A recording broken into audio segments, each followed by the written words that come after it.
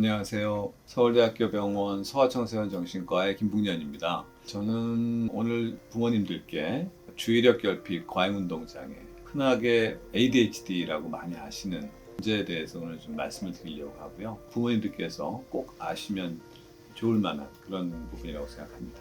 네.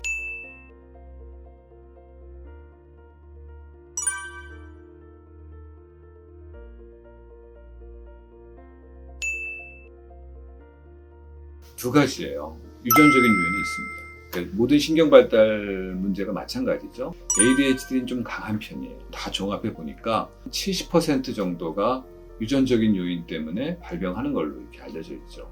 이건 확률적인 겁니다. 어머니, 아버님이 ADHD라는 병이 있어서 아이가 걸린다. 이렇게 단순하게 생각하시면 절대 안 돼요. 부모님 중에 다 괜찮으셔도 아이가 ADHD일 수 있어요.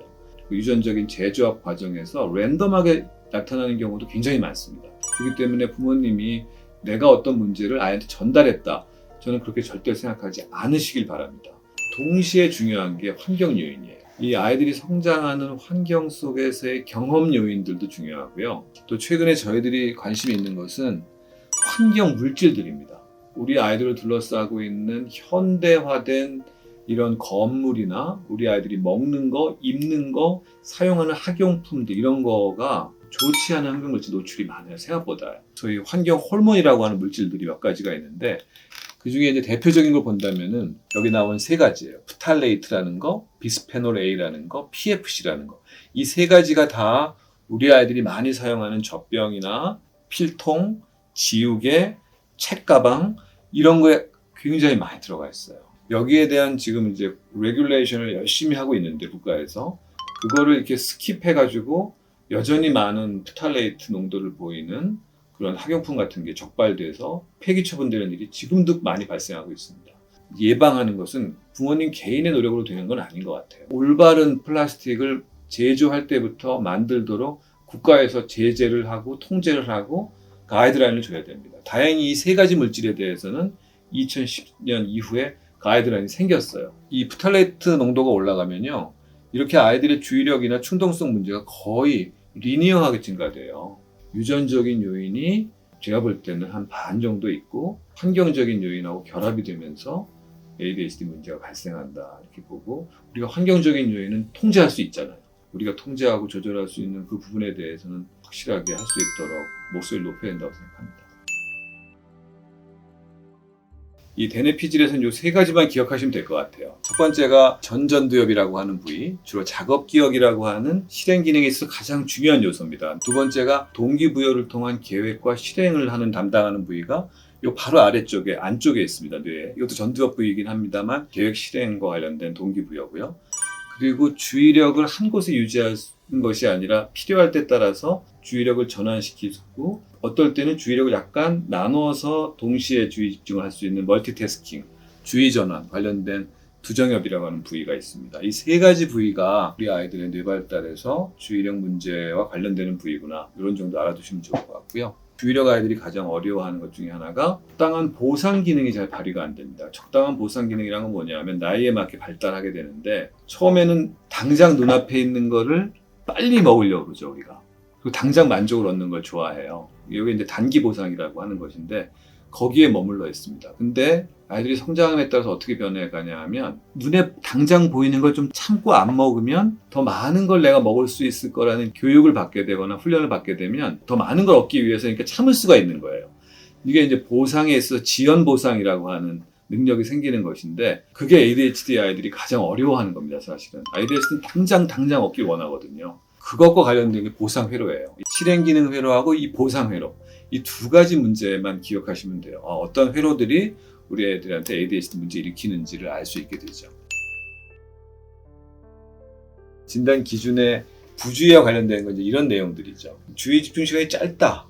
이거 굉장히 주관적인 거긴 합니다만 동일 연령대의 같은 인지 기능을 가진 아이들의 그룹에서 보면 상당히 차이가 뚜렷하게 보입니다. 사실은 부모님이 자신의 아이 한 명을 놓고 주의 집중이 짧다 길다 알기는 어려우나 선생님들은 한 반에 25명에서 30명 정도의 아이들을 보면은 그 중에 두세 명이 유난히 주의 집중이 짧다는 것을 사실 잘 찾아내세요.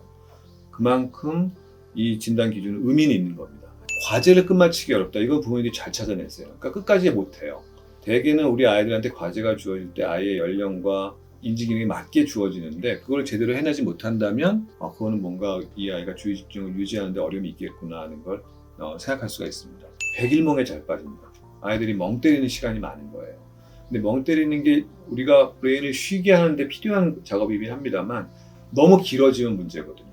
수업 시간인데도 이 아이가 딴 생각으로 빠지고 멍 때리고 있고 질문을 했을 때 엉뚱한 대답을 하거나 상황과 관계없는 반응을 보인다면 그때는 진짜 걱정하시는 게 좋다.